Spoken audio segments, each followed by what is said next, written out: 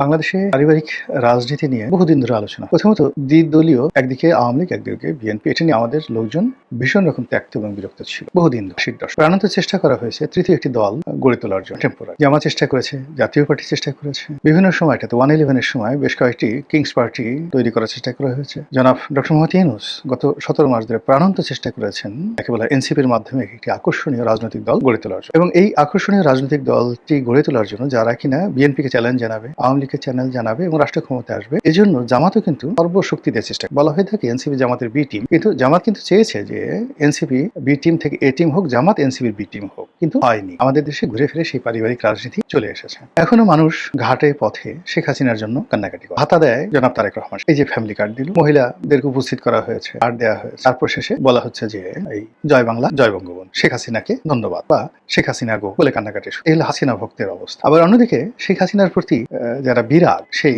বিরাগ যারা আছে তাদের মধ্যে অনেকে আবার খালেদা জিয়াকে অসম্ভব পছন্দ। এইরকম খালেদা জিয়া এরকম একজন ভক্ত, তার কাছে মোহাম্মদ আরাফাত সাবেক যে তথ্য প্রতিমন্ত্রী ছিলেন, তিনি যে গুলশান থেকে নির্বাচন করলেন, তো সেখানে গেলেন, তো তিনি খুব আগ্রহ নিয়ে সেই শেখ হাসিনার একটা ছবি দেখিয়ে বললেন যে বলেন তো খালাম্মা একে। সে মহিলা বলল এটা হলো হাসিনা মাগি। এখন ক্যামেরা চালানো, আরাফাত কি করবে, তাড়াতাড়ি বলে হায় আল্লাহ কয় কি, এই কথা কয় কি।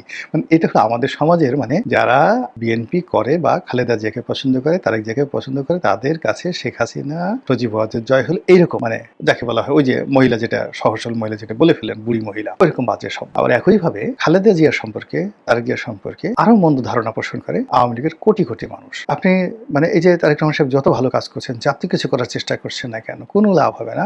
আওয়ামী লীগের লোকজন মরার আগেও বলবে যে শেখ হাসিনা যে কথাগুলো বলে গেছেন, মানে বেগম জিয়া সম্পর্কে বা তারেক জিয়া সম্পর্কে একই কথা তারা বলবেন, এবং তারা বলবেন মরে গেলেও বলবেন শেখ হাসিনা সঠিক আছে। তো এই যে একটা সমীকরণ, মেরুকরণ, এটা কিন্তু এরশাদ জমানাতে প্রবল আকার ধারণ করেছিল, এবং তখন থেকে কিন্তু মানুষ চেয়েছিল যে দুটো রাজনৈতিক দলের বাইরে তৃতীয় ধারা আসুক, এবং ৯০-র গণঅভ্যুত্থানের পরে যে ৩ জোটের যে রূপরেখা হয়েছিল, সেই রূপরেখা আসলে এই ব্যারিয়ারটা ভেঙে দেওয়ার চেষ্টা করা হয়েছিল, কিন্তু এটা হয়নি, আরো মজবুত হয়েছে। তো এখন বাংলাদেশে ঘুরে ফিরে এই দুটো পরিবারের রাজত্ব করে যাচ্ছে। আওয়ামী লীগ টানা ১৭ বছর ধরে শাসন করলো। আসলে আওয়ামী লীগ করেনি, এটা মূলত শেখ পরিবার করেছে। আওয়ামী লীগ শাসন করেনি, এটা মূলত গোপালগঞ্জ করেছে। আওয়ামী লীগ শাসন করেনি, মূলত এটা গ্রেটার ফরিদপুর করেছে, বা ফরিদপুর, বরিশাল, খুলনা বিভাগ করেছে, বাগেরহাট করেছে, শেখেলালের এলাকা করেছে, এরকম বলা হয়ে থাকে। আবার এখন যে রাজনীতি চলছে, সেই রাজনীতিতে কুমিল্লা, ফেনী, বগুড়া রাজনীতি চলছে, দেশ চালাচ্ছে তারা। এখন বগুড়া এটা ময়না পাখি, টিয়া পাখি, শালিক, সেও যদি এসে মানে আপনার সামনে এসে বলে এই আমার বাড়ি বগুড়া, একটা রয়্যাল বেঙ্গল টাইগারকে যদি বলে যে চুপ, এটা একটু শব্দ করবি না, মরে যায়,